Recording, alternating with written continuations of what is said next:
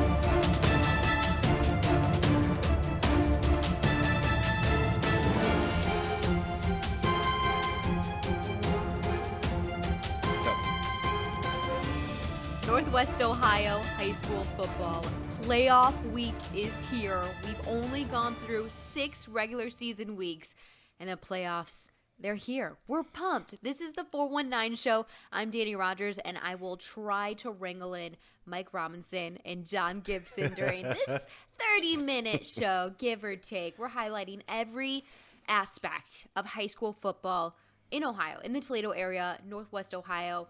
And we're pumped because it's the best time of the year, playoff season. Everyone's trying to win a chicken dinner. So let's start with last week's scores. We're jumping right into it. I want to give some love to the track, so we're starting there. Friday night games. Ooh, big one. Findlay, they are back in action after having to sit out due to COVID.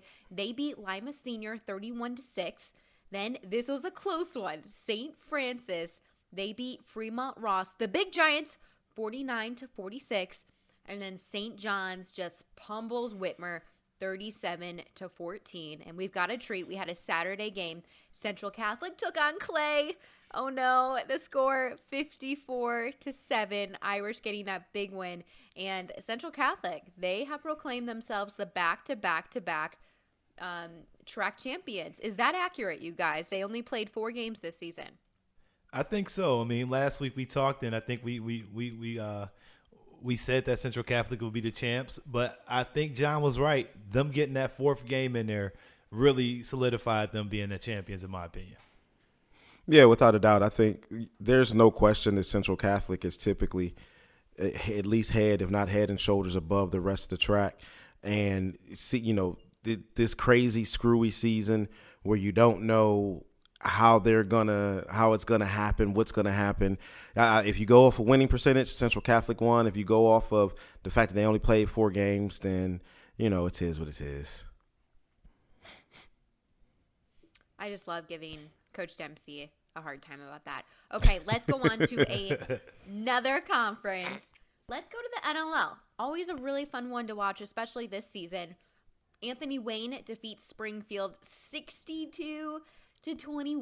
Of course, it's rivalry week, so I know the Generals enjoyed that one.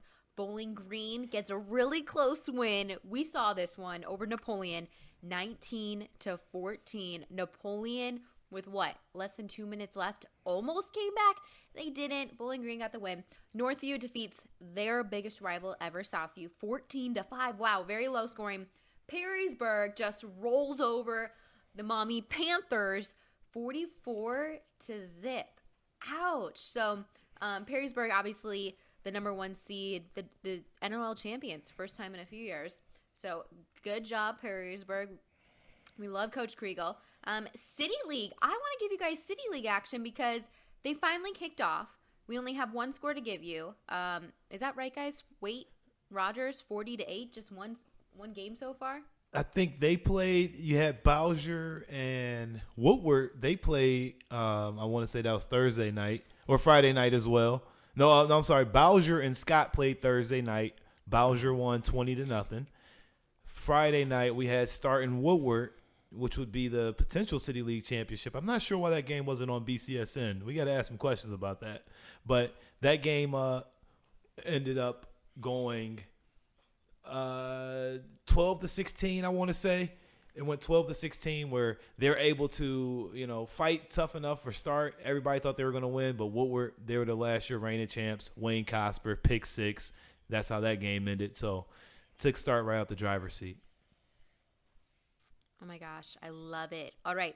Yeah, no, I missed a few games. Sorry, guys. Northern Buckeye Conference. I know we've been keeping close tabs on this one. Elmwood gets the win over Eastwood. Yeah, I don't know where the score went. I'll get that for you. Hold on one second. Otsego gets a big win over Fostoria, 48-17. And then Lake defeats Genoa, 28-7. Let me go back and get that one for you.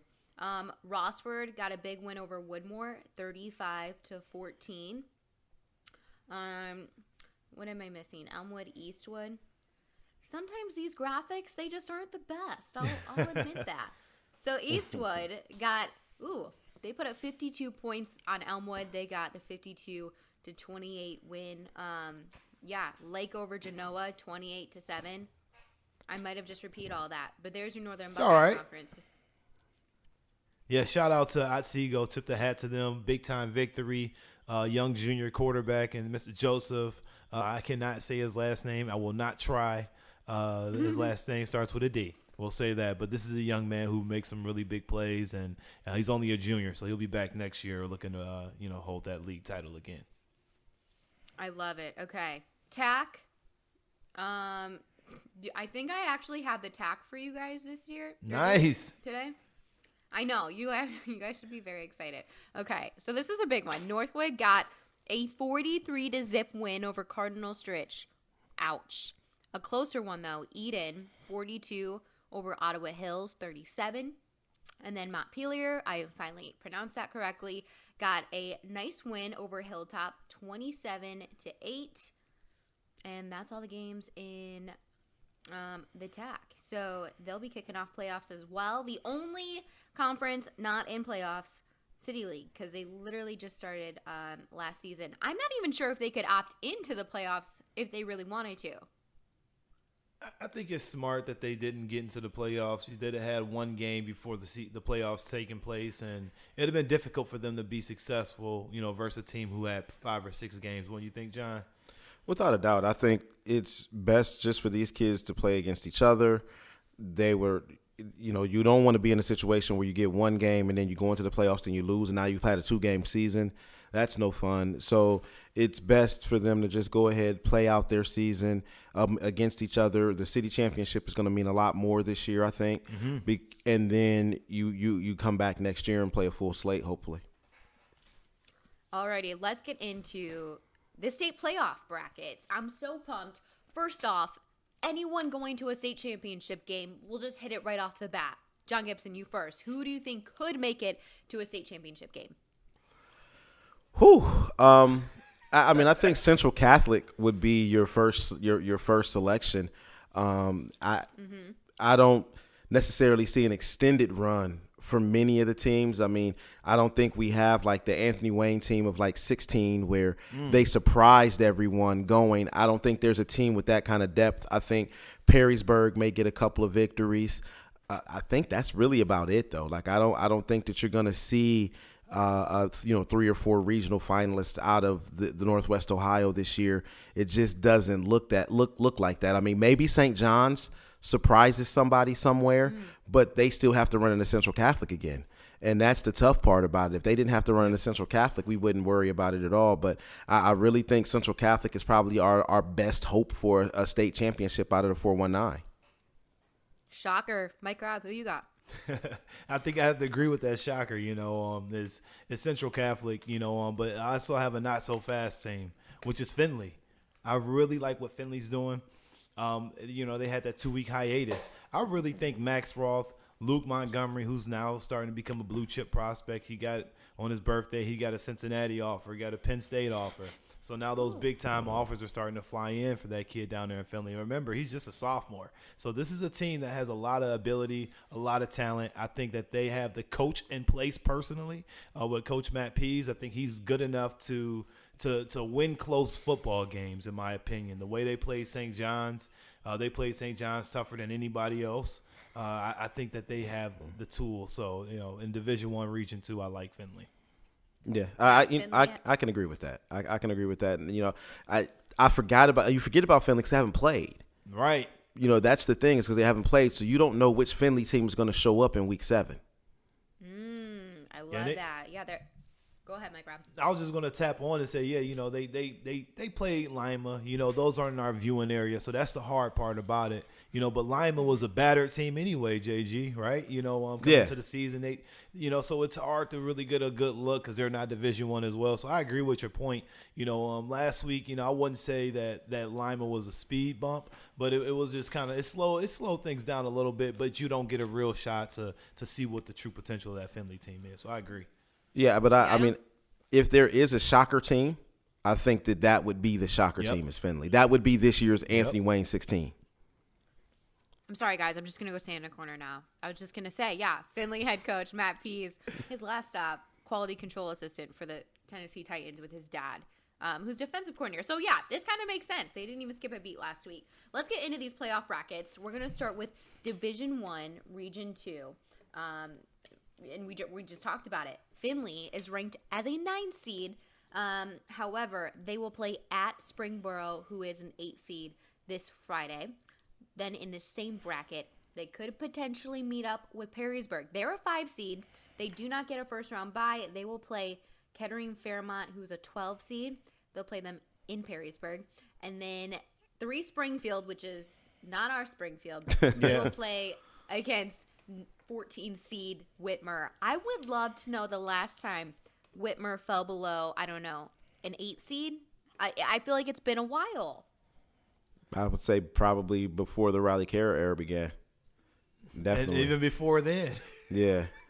Yeah, I mean, it's a tough road to hoe up there on Tremainsville. So, hats off to those guys because that Springfield team, I've played against that high school when I was in high school, and they come hard.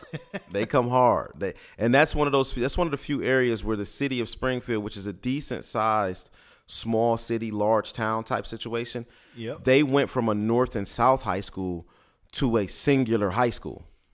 So you got the whole city coming in to play ball in that one town. You gotta love it. I agree with that, and I'm gonna take the Perrysburg game and say, I think that Perrysburg, falls in a situation where they're looking at, Kettering Fairmont and saying, hey, they're a 12 seed, you're a 5 seed, but don't sleep on those teams. You got to come out there and take care of business because this is a business trip. And you talked about last week, Christian Goljan, and how good he is and how he's developed. I really like the fact that this football team is together last week. During the Ding Dong Bell, we saw a lot of those younger players, which I think is going to help build that depth. So if they do find a ding, Tackett stepped in. He did a really good job at quarterback. So that spot is safe. And Walden, Zach, and Cade Zimmerly and them, I think they should handle business. I like this bracket a lot. Yeah, I think you just can't sleep on Southwest Ohio. There's so much good football to come out of the Cincinnati, the Dayton area that you can't sleep on those guys. You want to say, hey, they should have a walkover, and based off of the seeding, you would think. But I don't think it's going to be that. I think it's going to be a hard fought game that they're going to have to really play their A game to win. I agree, guys, and I have Perrysburg going incredibly far. I think they could actually, I don't know, maybe make it to a state final. I hear you. Semifinal. That's all right. I The like it. South Go final. Country. Right, This. exactly. Coach Kriegel loves to hear that. He want to hear that. He want to hear you Right. say that again. Oh, I'm a huge Coach Kriegel fan. I've spent so much time on the phone with him lately because we've had their game. So I hope Coach Kriegel is not annoyed with me yet. Okay, let's go to Division II, Region 6. This is my personal favorite. Let's start. We're going down midway through this bracket. You'll find St. John's. They are a 4 seed. They have a bye. They will get the winner of either 13 seed Barberton or 20 seed Lakewood. So St. John's really isn't going to see anyone until 3 weeks into the playoff, where they could potentially see Brecksville, Broadview Heights. And if they do see Broadview Heights, it's because they beat Oregon Clay, who is a 21 seed. If they even get past Parma Heights Valley Forge, they're a 12 seed. So Clay, I don't know, 21 seed. They probably won't get past them. So St. John's, they're kind of set up really nicely there. Then you can move down a little bit farther. We finally have Holland Springfield. They are an 18 seed. They'll take on Northview. And I actually do like this matchup because they're familiar. They'll take on 15 seed, Northview in Sylvania. And the winner of that game, yikes, they get Toledo Central Catholic, who also has a bye. They are a 2 seed. And we're working down farther down the bracket, Anthony Wayne. They also have a bye. They will get either the winner of Toledo St. Francis, who's a 10 seed, or North Ridgeville, who is a 23 seed. Safe to say, St. Francis, Dan Chipka's Knights will win that game. You'll see them play against Anthony Wayne, which I think will be such a good game. What do you guys think? I agree with you. I think that the Anthony Wayne, possibility of an Anthony Wayne St. Francis matchup in the second round of the playoffs would be huge. I'm very interested to see. It kind of sucks because this bracket, most of our teams in this bracket are going to be sitting, the teams that we're excited to watch. Springfield, I think this may be the end of the road, like Boys to Men for them. Whereas the other teams in the league, other teams in the area, we have to wait and see till next week to see what's going on with them. So it's going to be an interesting week of really just kind of biding your time. I think the important part now is going to be for the coaching staffs on all of those staffs to make sure that those kids are focused and locked in, because having a bye is not optimal going into the playoffs. You want to go into the playoffs having played your best game, not having played a bye or having sat for a bye for a week.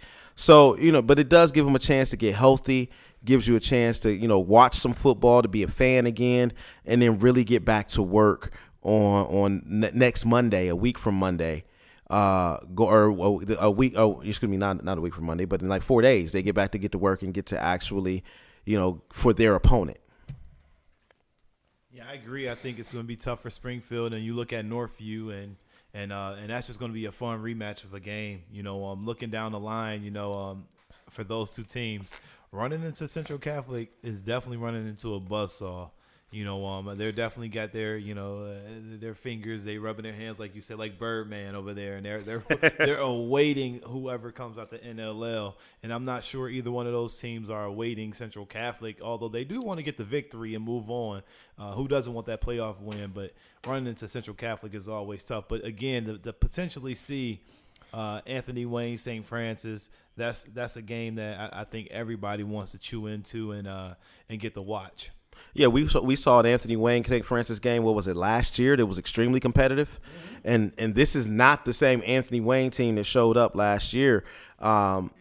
So the question is how much has that young Anthony Wayne roster grown up in these 6 games? Are they ready for the most prime of prime time?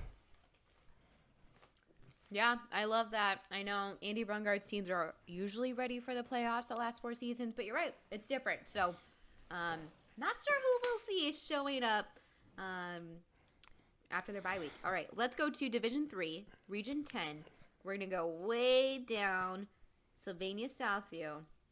Yikes, 18 seed. They will play at Mansfield Senior, who is a 15 seed. And then also pay attention to Bowling Green. They do have a bye week. They're a 3 seed. I love that for Dirk Connor and his Bobcats. They will face the winner. It's going to be either Bay Village Bay, 14 seed, or Defiance, who is a 19 seed. There is a very good chance you will see Bowling Green make it to the 3rd round of the playoffs, which is, I think, so exciting. And then last but not least, Maumee is a 22 seed. They will play at Caledonia River Valley, who's an 11 seed, and the winner will move on to play Parma Heights Holy Name. So there you have it, Division 3. Region 10. I mean, Bowling Green, what a stellar season they've had so far. And they actually, I think they can contend very well and move on throughout this bracket. I think they can too. I think this Bowling Green team, playing against talent that is at their level, not playing against other Division 3 teams, I think that they have the ability to compete. I think you never know when Eli Brown's going to go Super Saiyan and all of a sudden, reel off some type of magical play. So you expect you would hope to see Bowling Green in the second round. I think that that Southview team is actually playing against Mansfield Senior, and they're one of their head coach Chioke Bradley is a guy that was a senior on my first BG team my freshman year. He was a senior guy, and all-star coaches over there at BG. Hey, hey baby, hey, we got some heritage out there, But Coach Bradley, that was a team that was a state runner-up last year. So they're gonna have Southview's gonna have their work cut out for them. I mean, that probably that's another boys to men game. It's the end of the road, and so you're really looking at Bowling Green and oh my goodness, what was the other team in the bracket? Danny, I'm sorry. Maumee. Yeah, 22 seed. That's another boys to men game. Yep. So you're really looking at. Bowling Green really holding it down for the 419 in Division III, and I do believe that they can get a decent run in the playoffs this year. Yeah, I'm going to stick with you on there, and then my 2 cents on that is just we here at the 419 Football Show, we have collaborated all of our strengths to cheer on Maumee this week, because what would be more fitting for Maumee to get a win outside of the area code, to go into the playoffs. People not expecting much. You're looking at them as a 22 seed, but I would love to see Maumee get Caledonia, River Valley. Never even heard of this place, but I got my money on Maumee. I think Maumee can get it done. I would love to see them, bounce back. They've played against the toughest teams in the state by far, some of the toughest teams in the state. So I think they got a little bit more moxie to head into this playoff game and be ready to play some football. Mike Robb, you're a dad, so you're automatically nice. That's so nice of you. Okay, let's move on. We're going to Division 4, Region 14. We're hopping on to the second page of this because we care about Ross. Well, who did I miss on the first page? No, you're good. No, we're ready. Okay, great. Rossford is a 15 seed. They're going to play it's another school I've not heard of. Worcester Triway. They are an 18 seed. And then we want to pay attention to Napoleon. They do have a bye. They're coming in at a 7 seed. They are without their 2 best players, which is incredibly sad. So with that said, those are the Who teams else that is we're out? focusing on. Chips. Mikey Chips Chips. Yeah, Chips is out. No chips, no dip, no chips, Gerderman. Nothing. Exactly. Yeah. So Mikey Chips, in that game against Bowling Green last Friday, was carted off the field. I talked to head coach Tori Strog at the half. He didn't even think Chips would be able to come back for the season. However, I just lied. Gerderman may be able to play simply because they have a bye week, which puts them into the second week of playoffs. So he does have an injury to his upper left side, which I don't know if I'm allowed to disclose yet, but it's healing. He got an X-ray this week, so I really want to know how that went. Out the bag. But yeah, they could potentially have Gerderman, but I don't believe Chips is in. Danny Schefter. Danny dropping them Woj bombs.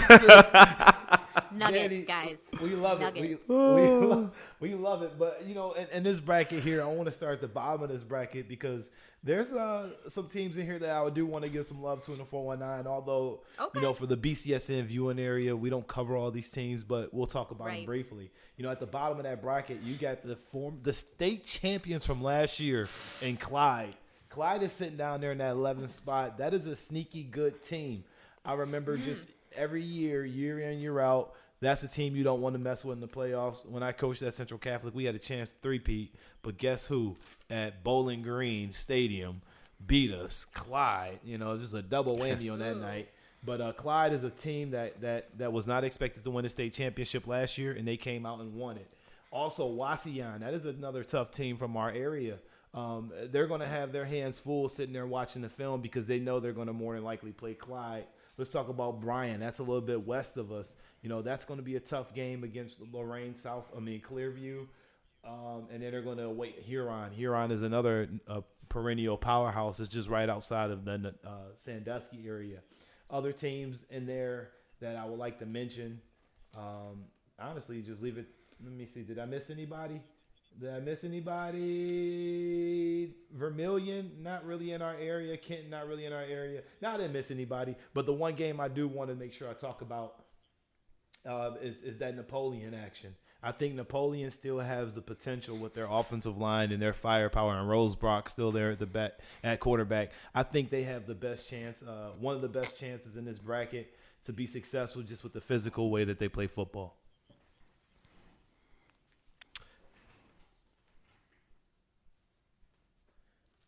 We might have wrapped that bracket GG. up.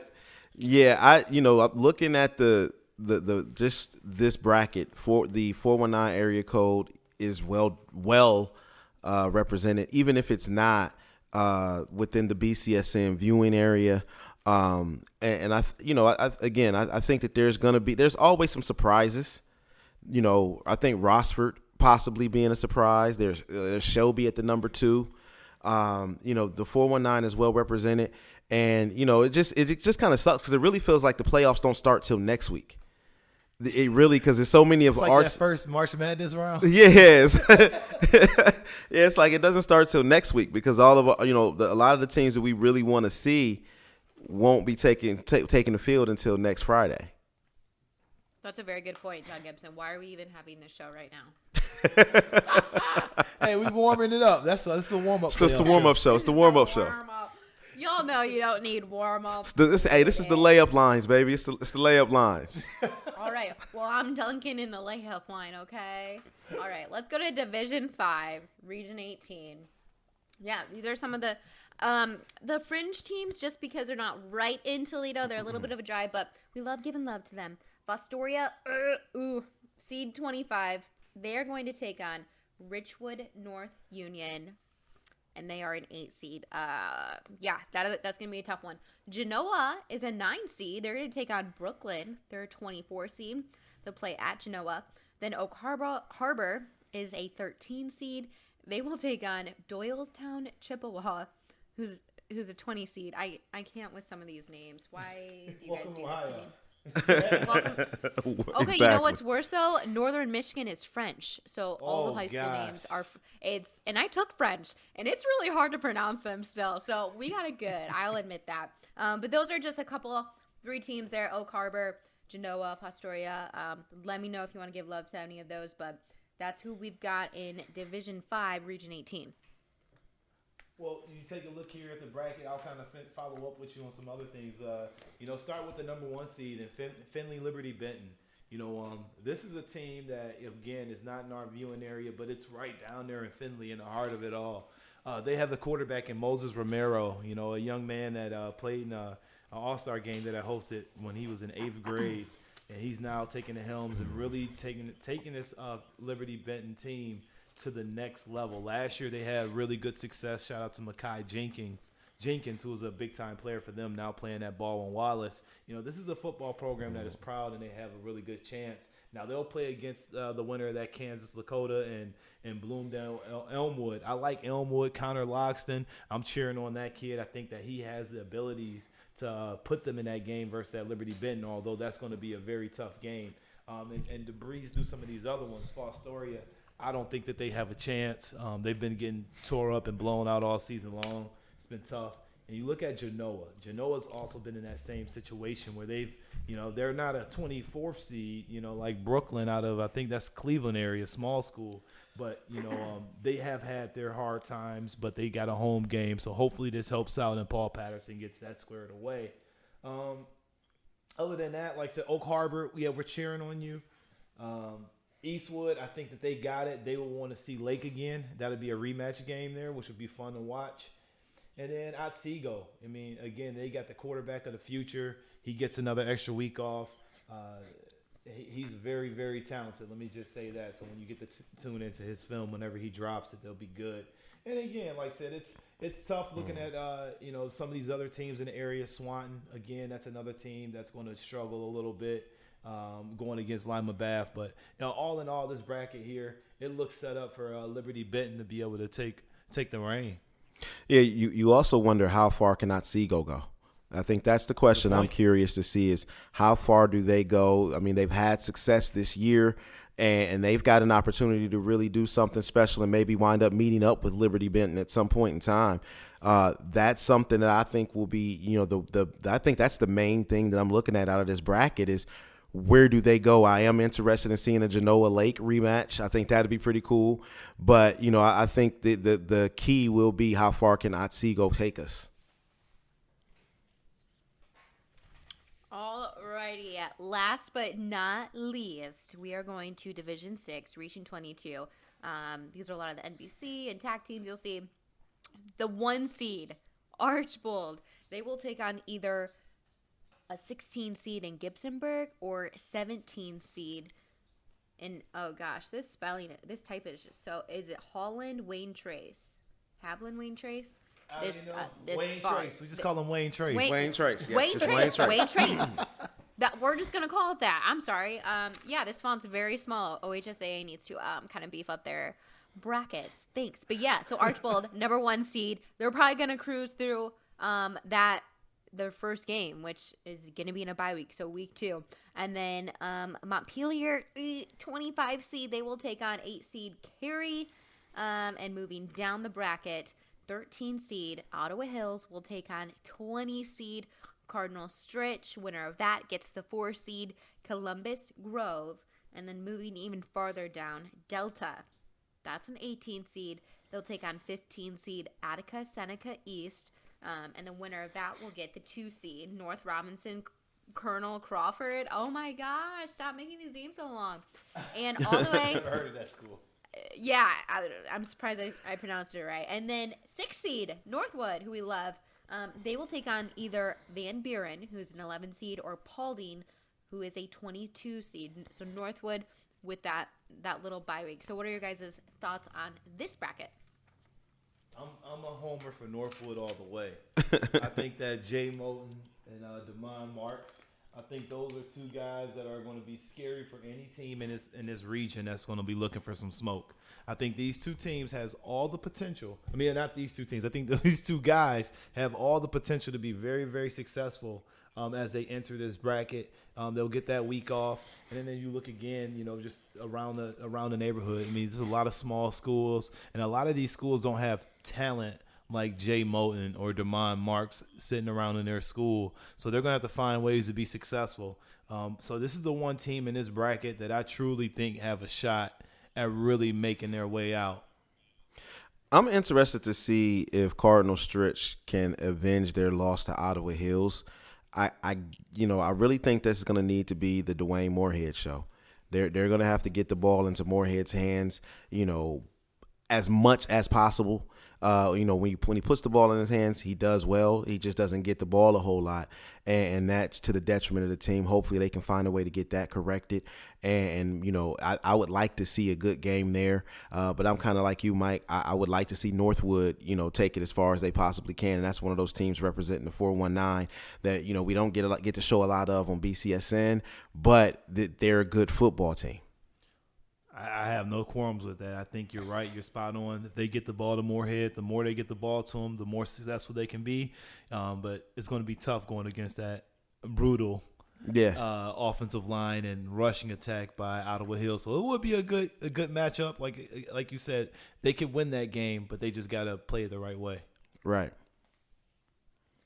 Ooh, did we miss anything? Division 7? We got anybody hanging in Division 7? No.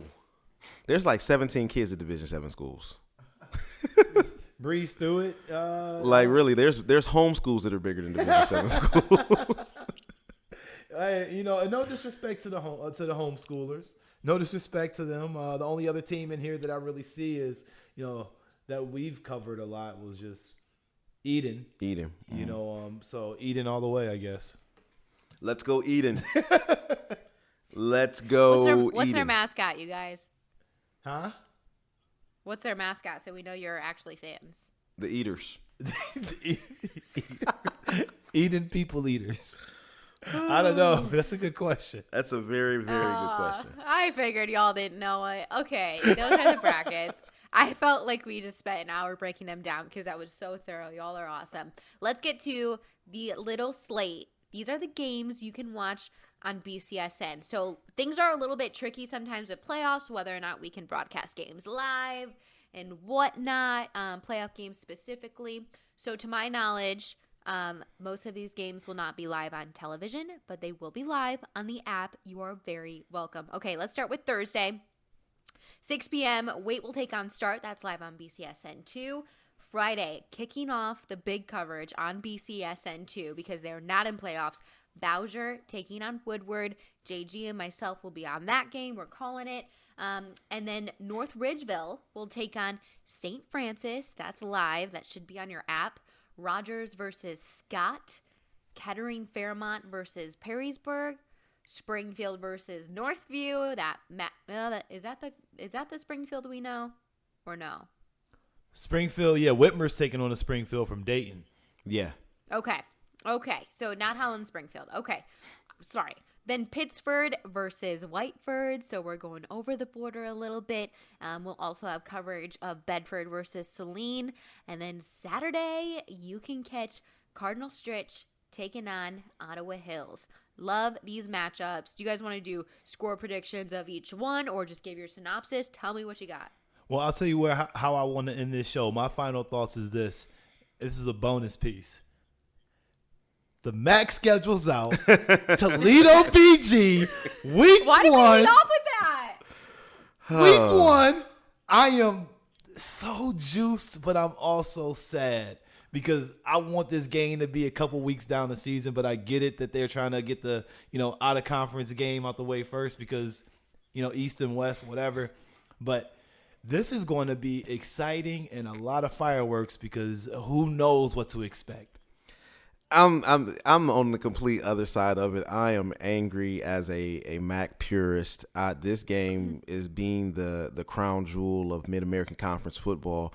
Should not be played to open up the season, in my opinion. Agreed. I really think that you just put this game the weekend after Thanksgiving, just like every other rivalry game of significance in America, especially considering where it's starting, that you only got to wait 3 weeks for it, guys.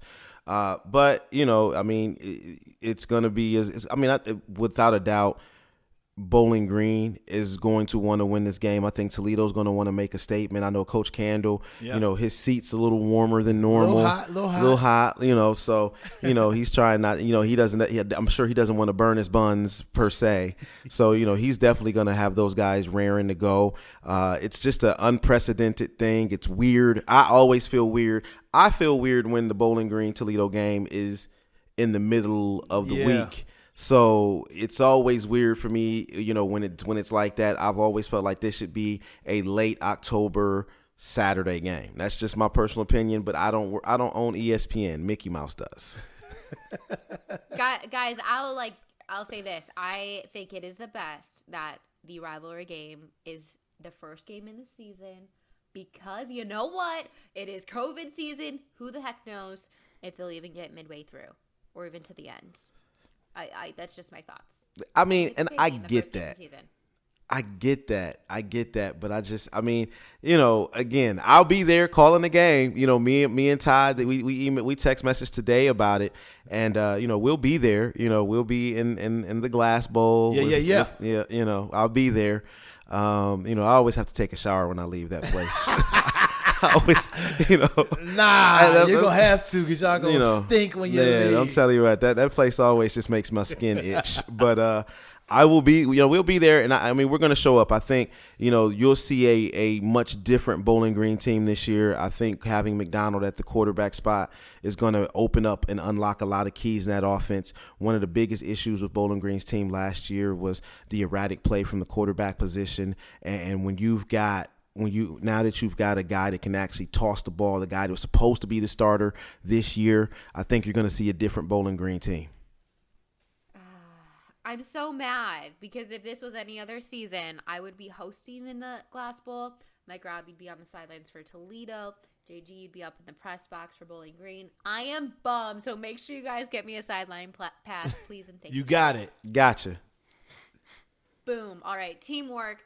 We just broke down, I think, about 50 bajillion games, playoff games in Northwest Ohio. Just know that we are rooting for all of you teams, especially Mike Robb because he's super nice and he's a dad, so he has to. Yes, he has to. He has to. So we're pumped. We could have this show. It's a warm-up show for next week when some really good games are on. But I'm Danny Rogers. Thanks for joining me, John Gibson, Mike Robinson, the 419 Football Show. It is here, and we will be back next week. Same spot. See you guys then. Peace. Peace.